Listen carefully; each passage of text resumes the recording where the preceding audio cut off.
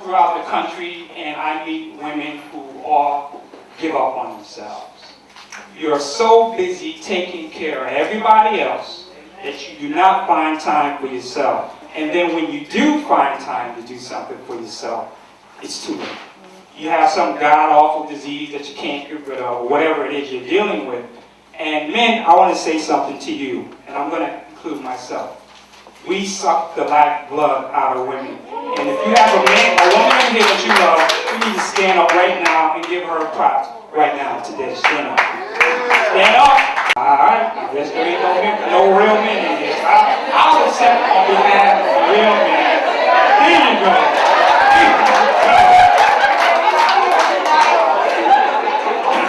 It's all right. And that's why we have the problem we have with so many single women, because there ain't no real men in the house. This is it. So, I'm going to step off that and I'm going to go back to the women for a minute. Women, take time out for yourself. If the dishes don't get washed, let them build up. Because at some point, somebody will go in there and wash the dishes they want to eat. So you have to stop and take care of yourself, because if you don't, you cannot be effective in taking care of anybody else. That's the problem. You feel guilty. You are generally nurturers, always giving of yourself. But unfortunately, you're never on the reciprocal end of such nurture.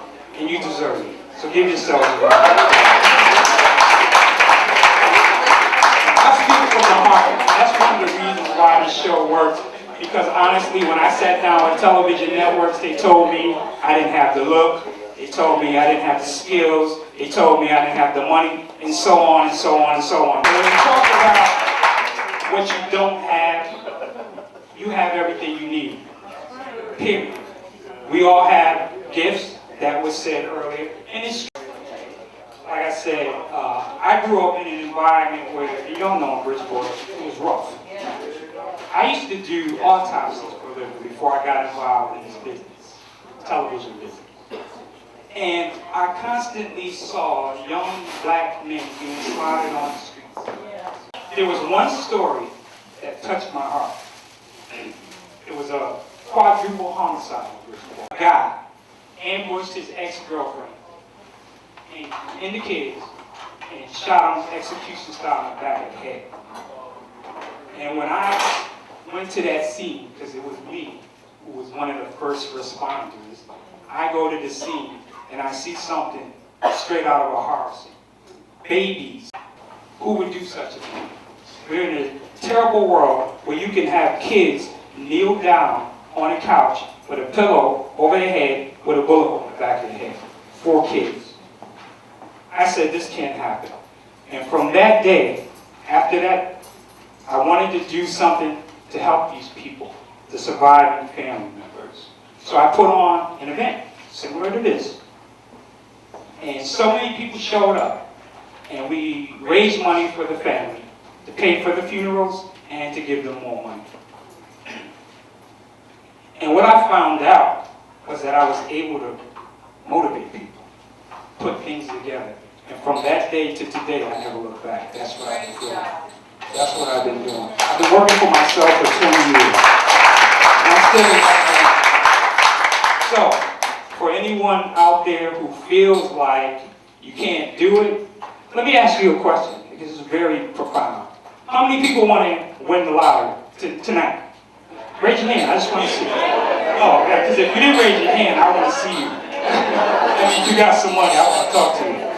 If you had all the winning numbers on that lottery ticket, would you hand that ticket over to me and say, Tracy, here, cash this in for me, and give me exactly what I'm supposed to give? Would any of y'all give me that ticket? No. Okay, why not? Why not? But every day when you go to work for somebody, that's exactly what you do. God gave you to win the lottery ticket right here and right here. But you're giving people your winning lottery ticket, and they're cashing in for you and giving you what they think you should get. That's right. So if you are not willing to give me a stranger your lottery ticket, then stop giving it to somebody else. And just basically do what God's giving you to do. I'm here to tell you that it will work, because it's working for me. My life has been blessed. I'm not saying it's all about money, because money is good, but money's not everything.